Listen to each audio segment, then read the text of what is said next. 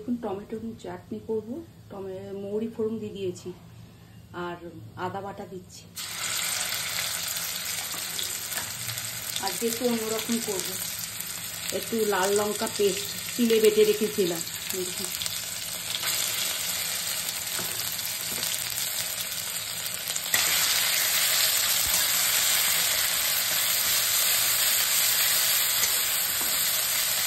এই যে টমেটোগুলো দিয়ে দিলাম।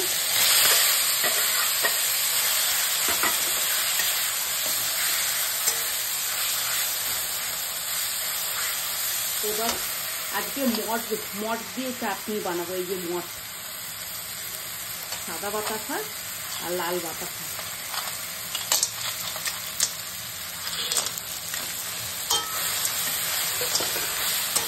জল দেবো না, একটু এই বাতা শাক মটের রস বেরোবে, অটোমেটিক জল বেরিয়ে যাবে,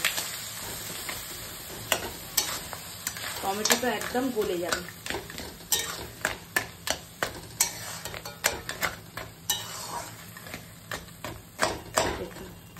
দেখছেন এই যে জল রস বেরাচ্ছে।